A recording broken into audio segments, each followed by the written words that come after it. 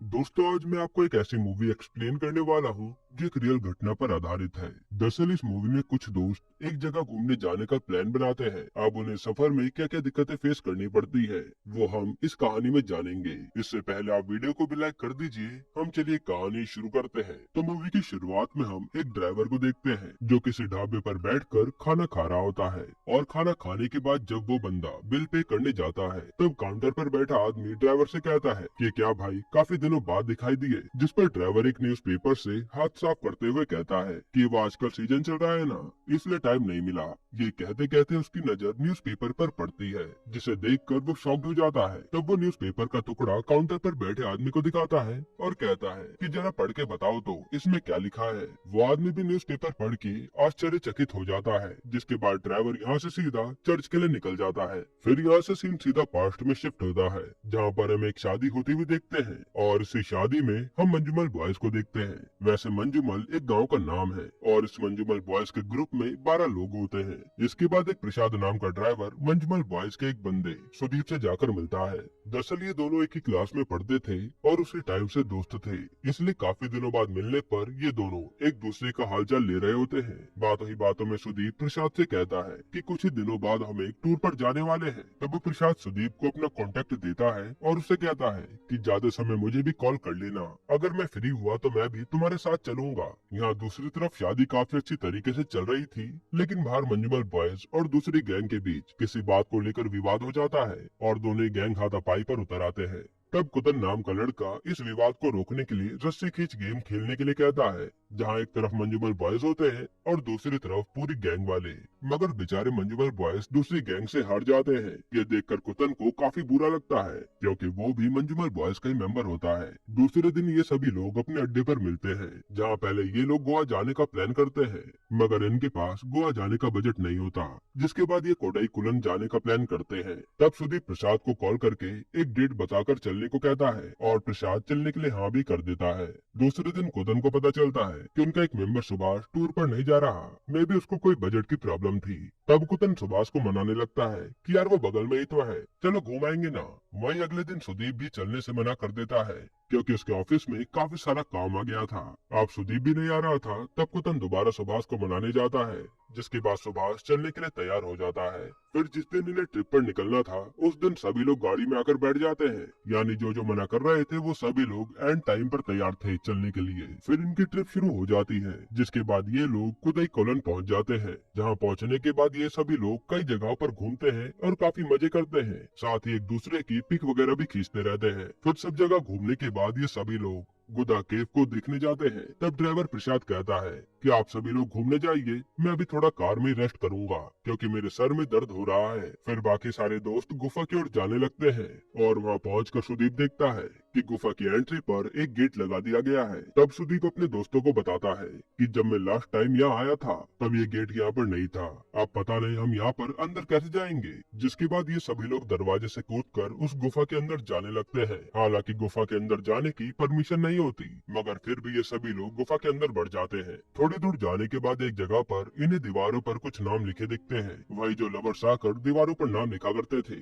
उसी तरह ये लोग भी वहाँ पर अपने ग्रुप का नाम लिख देते हैं। दूसरी तरफ कुछ दोस्तों को जमीन पर स्केलेटन पड़े हुए मिलते हैं, जिसे उठाकर वो लोग खेलने लगते हैं। दरअसल इन्होंने एक एक पैक मार लिए होते हैं, इसलिए उन्हें समझ नहीं आ रहा होता कि जिसे वो खिलौना समझ रहे हैं वो किसी इंसान की हड्डियां हैं। इधर सुभाष गुफा को ऊपर से देखने के लिए एक पत्थर पर चढ़ने जाता है, तभी उसका पैर फिसलता है और वो एक गड्ढे में जा गिरता है। ये देखकर सभी दोस्त थोड़ी देर के लिए शॉक्ड हो जाते हैं, मानो सबके पैरों के नीचे से जमीन खिसक गई हो। फिर थोड़ा आगे जाकर देखने के बाद पता चलता है ये गड्ढा तो काफी बड़ा है और ये गड्ढा सूखे पत्तों से ढका होता है, इसलिए सुभाष की नजर इस पर नहीं पड़ी थी और वो इस गड्ढे के अंदर चला गया था। अब सभी लोग सुभाष को आवाजें देने लगते हैं, मगर सुभाष का कोई भी रिस्पॉन्स नहीं आता। तभी उस गड्ढे में से काफी सारे चमगादड़ बाहर निकलकर उड़ने लगते हैं और गुफा के बाहर एक टूरिस्ट गाइड टूरिस्ट को बताने लगता है कि ये गुफा काफी डेंजर है और चमगादड़ों को उड़ता देखकर वो विचार करने लग जाता है कि ऐसा क्या हुआ उस गुफा में जो इतने सारे चमगादड़ बाहर आ गए।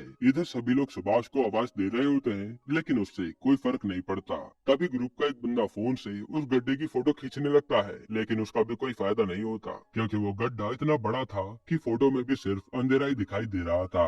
इसी दौरान एक आदमी उस गड्ढे में छोटा सा पत्थर गिराकर देखता है लेकिन उसकी आवाज काफी देर बाद सुनाई देती है। यानी ये गड्ढा कितना ज्यादा डीप था इसका अंदाजा आप लगा सकते हैं। तब सारे दोस्त एक दूसरे की शक्ल देखकर रोने लगते हैं। उसी जगह एक बंदा होता है जिसने पीली जैकेट पहनी होती है, उसी की वजह से ये सारा कांड होता है। दरअसल उसी बंदे ने गुफा की ओर बढ़ने की पहल करी थी जिसे देखकर सभी दोस्त गुफा की ओर बढ़ने लगे। इसके बाद वो लड़का चिल्लाने लगता है कि ये सब मेरी वजह से हुआ है, सुभाष तो मर गया, अब मैं भी इस गड्ढे में कूद कर मर जाऊंगा। और वो गड्ढे की ओर बढ़ने लगता है।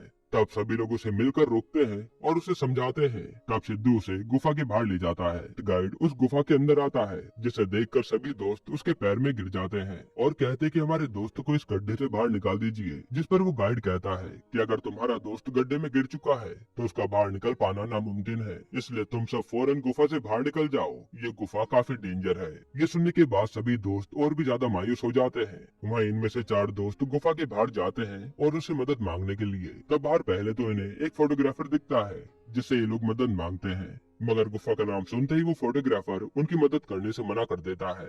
फिर यह मदद न मिलने के बाद ये लोग फॉरेस्ट ऑफिसर के पास जाते हैं। दूसरी तरफ सिद्धू उस पीली जैकेट वाले बंदे को संभाल रहा होता है क्योंकि वो बंदा थोड़ी पागलों वाली हरकतें कर रहा था। इधर उन दोस्तों को कहीं भी फॉरेस्ट ऑफिसर नहीं मिलता तो वो वापस एक दुकान पर आते हैं मदद मांगने के लिए, जहाँ उन्होंने गुफा में जाने से पहले कुछ सामान खरीदा था। फिर ये लोग अपनी प्रॉब्लम उस दुकानदार को बताते हैं कि हम उस गुफा के अंदर गए थे और हमारा एक दोस्त उस गड्ढे के अंदर गिर गया। जिस पर वो दुकानदार भी उन्हें वही कहने लगता है कि अब तो कुछ भी नहीं हो सकता, तुम सब घर लौट जाओ। मगर उन सबको इतना गिड़गिड़ाता हुआ देखकर दुकानदार की बेटी उन्हें सबसे पहले पुलिस स्टेशन में रिपोर्ट करवाने के लिए कहती है। तब 4 में से 3 दोस्त रिपोर्ट लिखवाने के लिए जाते हैं और एक दोस्त उस दुकानदार को लेकर गुफा की ओर जाने लगता है। अब गुफा में जाने से पहले दुकानदार कुछ नींबू ले लेता है। उस गुफा में काफी सारी बुरी आत्माएं हैं और ये नींबू उन आत्माओं से हमें बचाएगा। इधर तीनों दोस्त ड्राइवर प्रसाद के पास जाकर उसे पुलिस स्टेशन चलने के लिए कहते हैं और उसे सारा मामला बताते हैं। दूसरी तरफ सिद्धू उस पीली जैकेट वाले बंदे को एक जगह बैठाकर गुफा के अंदर वापस लौट जाता है। फिर दुकानदार अंदर आते ही सभी दोस्तों को गड्ढे से दूर होने के लिए कहता है और साथ ही वो सभी के हाथ में नींबू देता है। उसी समय वहाँ का मौसम बदलने लगता है और जोर जोर से हवाएं चलने लगती है। मानो ऐसा लगता है कि थोड़ी देर में बारिश शुरू हो जाएगी और होता भी कुछ ऐसा ही है। थोड़ी देर में यहाँ पर काफी तेज बारिश शुरू हो जाती है। दूसरी तरफ ड्राइवर प्रसाद और वो 3 दोस्त पुलिस स्टेशन पहुँचते हैं और कंप्लेन लिखवाते हैं। तब पुलिस वाला पहले तो उन्हें डांटने लगता है कि किसी को भी वहाँ जाने की परमिशन नहीं है, तो तुम सब लोग वहाँ गए हैं क्यों? और फिर वो उस गड्ढे के बारे में बताने लगता है कि उस गड्ढे को डेविल्स किचन कहा जाता है क्योंकि सभी डेविल्स यहाँ पर अपना अपना खाना पकाकर खाते हैं। वहीं इधर गुफा में भी दुकानदार यही सब चीजें उन दोस्तों को बता रहा होता है। फिर यह पुलिस वाला ये भी बताता है कि आज तक उसमें 13 जने गिरे हैं और उनमें से कोई भी नहीं बच पाया। यहाँ तक कि एक बार उसमें सीएम का लड़का गिर गया था। तब सीएम ने कहा था कि जो कोई भी इसमें से मेरे बेटे को निकाल कर लाएगा मैं उसे 1 करोड़ रुपए इनाम दूंगा। और 1 करोड़ का इनाम अनाउंस करने के बाद भी लोगों की इसमें जाने की हिम्मत नहीं हुई थी और वो तो सीएम का बेटा था। जब सीएम कुछ नहीं कर पाया तो तुम मामूली लोग क्या कर पाओगे? तभी पुलिस स्टेशन में एक इंस्पेक्टर आता है और इन सब की बातें सुनकर इन्हें मारने लगता है और कहता है कि तुमने ही अपने दोस्त को गड्ढे में डाल दिया होगा और अब बातें बना रहे हो। तभी लोग इंस्पेक्टर को समझाते हैं कि हमने कुछ भी नहीं करा, प्लीज हमारे साथ चलिए, हमारे दोस्त को बचा लीजिए। वहीं हम दूसरे सीन में उसी फोटोग्राफर को देखते हैं जिसने मदद करने से मना कर दिया था, मगर उसने फॉरेस्ट ऑफिसर को ढूंढकर उन्हें सारी बात बताई और गुफा की ओर लाने लगा। इधर गड्ढे में बारिश का पानी बड़ी तेजी से भर रहा था। तब कुतन उस पानी को रोकने की कोशिश करता है और कुतन को देखकर सभी दोस्त पानी रोकने लग जाते हैं। कोई लकड़ी रखता है तो कोई पत्थर, मगर बारिश का पानी उस गड्ढे में जाने से नहीं रुक रहा था। तभी यहाँ पर फॉरेस्ट ऑफिसर आ जाता है और सभी को गुफा से बाहर जाने के लिए कहता है, जिस पर सुभाष के दोस्त कहते हैं कि हमारा दोस्त इस गड्ढे में फंसा हुआ है, बिना उसे ले जाए हम बाहर नहीं जाएंगे। जिस पर फॉरेस्ट ऑफिसर कहता है कि इस गड्ढे में अभी तक जो भी गिरा है वो बच नहीं पाया और इतनी ऊंचाई से गिरने के बाद तुम्हारा दोस्त वैसे भी खत्म हो गया होगा, तो उस पर पानी गिरे या पत्थर क्या फर्क पड़ता है? ये कहकर वो उन्हें डांटने लगता है। तब फॉरेस्ट ऑफिसर की बात सुनकर सभी दोस्त काफी घबरा जाते हैं और वो सुभाष सुभाष चिल्लाने लगते हैं। वहीं दूसरी तरफ वो इंस्पेक्टर गुफा में आने के लिए तैयार हो जाता है, मगर आते हुए रास्ते में वो इंस्पेक्टर गाड़ी रुकवाकर उन्हें दारू और सिगरेट लाने के लिए कहता है और अब मजबूरन उन दोस्तों को दारू की दुकान पर जाकर दारू लेनी पड़ती है। तभी हम एक फ्लैशबैक में इन 12 दोस्तों को बचपन देखते हैं, जहाँ ये सब एक नदी में नहा रहे होते हैं, मगर सुभाष उस नदी में कूदने से डर रहा होता है। तब ये सारे दोस्त मिलकर उसकी हिम्मत बढ़ाते हैं और उसे नदी में कूदने के लिए प्रोत्साहित करते हैं। तब जाकर सुभाष नदी में कूद जाता है। फिर कहानी प्रेजेंट में आती है और हम सुभाष को देखते हैं कि वो गड्ढे में कितनी बुरी हालत में पड़ा हुआ है, लेकिन वो अभी भी जिंदा था। दूसरी तरफ इंस्पेक्टर गाड़ी में ही दारू पीने लगता है और ड्राइवर प्रसाद को कहता है कि यार गाड़ी थोड़ी धीरे चलाओ, मेरी दारू उछलकर गिर रही है। प्रसाद कहता है कि वहाँ हमारा दोस्त गड्ढे में फंसा हुआ है और आपको दारू पीने की पड़ी है, जिस पर इंस्पेक्टर कहता है कि तुम चाहे कितनी भी तेज गाड़ी चला लो, लेकिन अपने दोस्त को बचा नहीं पाओगे। फिर प्रसाद, इंस्पेक्टर और 3 दोस्त गुफा के पास पहुँच जाते हैं और एक बड़ी सी रस्सी लेकर गुफा के अंदर जाते हैं, लेकिन वो इंस्पेक्टर तो अभी भी टाइम पास करते हुए गुफा के अंदर जा रहा था। थोड़ी देर बाद जब सब गुफा के अंदर पहुंचते हैं तो इंस्पेक्टर गड्ढे को देखकर वही बात बोलता है कि अब तक तो तुम्हारा दोस्त मर चुका होगा, और वो ड्राइवर प्रसाद को कहता है कि चलो मुझे अपनी गाड़ी से पुलिस स्टेशन छोड़ाओ, जिस पर प्रसाद उसे चलने से मना कर देता है और कहता है कि आप पहले थोड़ी कोशिश करके तो देखिए। तब वो टूरिस्ट गाइड और दुकानदार उस इंस्पेक्टर को मदद करने के लिए समझाते हैं, मगर वो इंस्पेक्टर उल्टा उन्हें धमकाने लगता है कि अगर तुमने ज्यादा चेपे करी तो मैं तुम्हें मर्डर केस में फंसा दूंगा। तब दुकानदार कहता है कि सर, अगर हमारे गांव में आए लोगों की मदद हम नहीं करेंगे तो कौन करेगा। जिसके बाद सुभाष के दोस्त गड्ढे के पास जाकर सुभाष को आवाज लगाने लगते हैं और थोड़ी देर बाद बारिश रुक जाती है।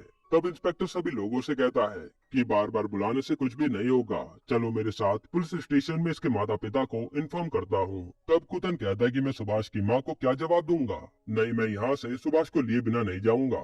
तब सभी दोस्त गड्ढे के पास आकर जोर जोर से सुभाष सुभाष चिल्लाने लगते हैं, जिसके बाद हम गड्ढे में दोबारा से सुभाष को देखते हैं, जिसकी हालत और भी ज्यादा बुरी होती जा रही थी। वो चिल्लाने की कोशिश तो करता है, लेकिन उसके गले से आवाज नहीं निकल रही थी, मगर फिर भी किसी तरह दर्द को सहते हुए वो अपने दोस्तों की आवाज का रिप्लाई देता है। तभी आवाज सुनकर सभी दोस्तों को राहत मिलती है कि सुभाष जिंदा है, और ये आवाज इंस्पेक्टर भी सुन लेता है, जिसके बाद वो रेस्क्यू टीम को बुलाता है। अब रेस्क्यू टीम वाले आकर फॉरेस्ट डिपार्टमेंट वालों से पूछते हैं कि क्या इस गुफा का कोई ब्लूप्रिंट है, जिस पर फॉरेस्ट ऑफिसर कहता है कि सर, इस गुफा में आज तक किसी की जाने की हिम्मत तक तो हुई नहीं, तो ये ब्लूप्रिंट कहाँ से आएगा, हमें बस थोड़ी सी फॉर्मेलिटी करनी है, जिसके बाद हम यहाँ से चले जाएंगे।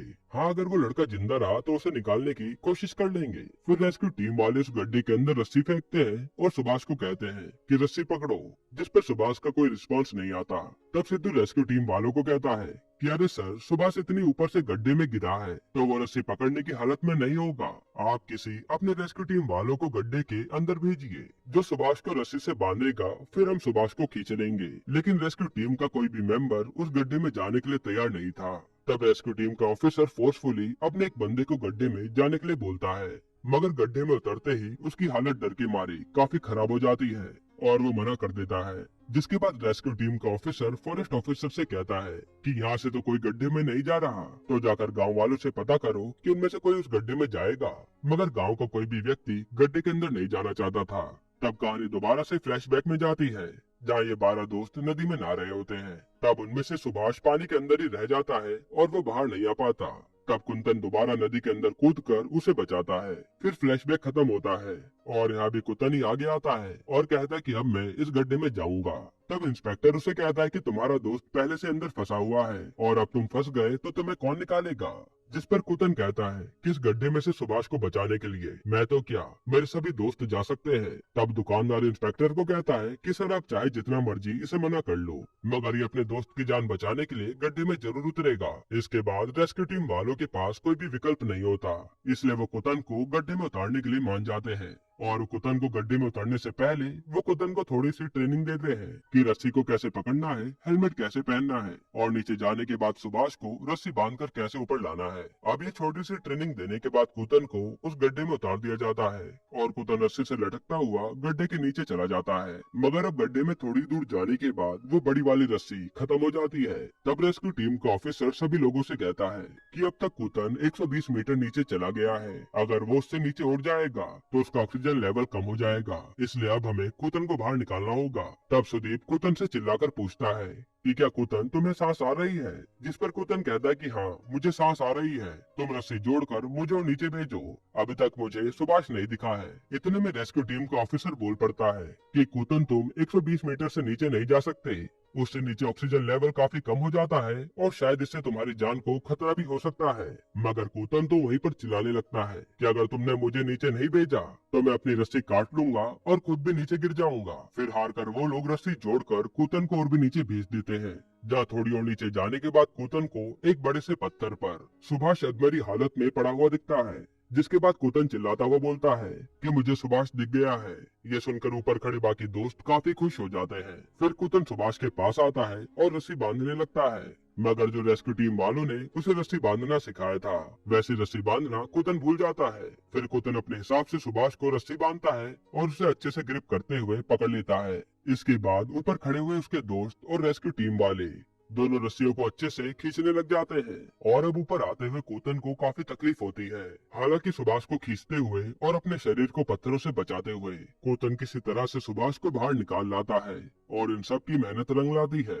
तभी वहाँ पर एक बूढ़ी औरत अपनी पोती के साथ आती है और सुभाष के पैर छूते हुए बोलती है कि मौत के मुंह से जो कोई बाहर आता है वो भगवान के समान होता है। फिर सभी दोस्त सुभाष को पहले वहाँ के एक लोकल हॉस्पिटल में ले जाते हैं और वहाँ का डॉक्टर सुभाष की थोड़ी मरहम पट्टी कर देता है और दोस्तों को कहता है कि आप सुभाष को किसी अच्छी हॉस्पिटल में ले जाइए। फिर सभी दोस्त सुभाष को अपने गांव के हॉस्पिटल ले जाने लगते हैं। तब इस हॉस्पिटल के बाहर काफी सारी मीडिया आई होती है जो कूतन और उसके दोस्तों से काफी सवाल जवाब कर रही थी, मगर कूतन उनका कोई जवाब नहीं देता और अपने दोस्त को हॉस्पिटल में एडमिट करवाने निकल जाता है। तभी वहाँ इंस्पेक्टर कूतन के पास आता है और कहता है कि अपने दोस्तों के साथ फिर कभी यहाँ वापस मत आना।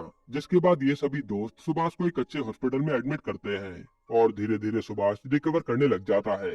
हालांकि उसे बार बार उसी गुफा में रहने के सपने आ रहे थे और अब सुभाष की माँ कूतन से काफी ज्यादा नफरत करने लग जाती है, क्योंकि कूतन ही सुभाष को जबरदस्ती वहाँ लेकर गया था और कूतन ने पूरी सच्चाई उसकी माँ को नहीं बताई थी कि किस किस सिचुएशन को उन्हें वहाँ पर फेस करना पड़ा। जिसके बाद ये कहानी प्रेजेंट टाइम में आती है, जहाँ वो ड्राइवर चर्च पहुँच जाता है।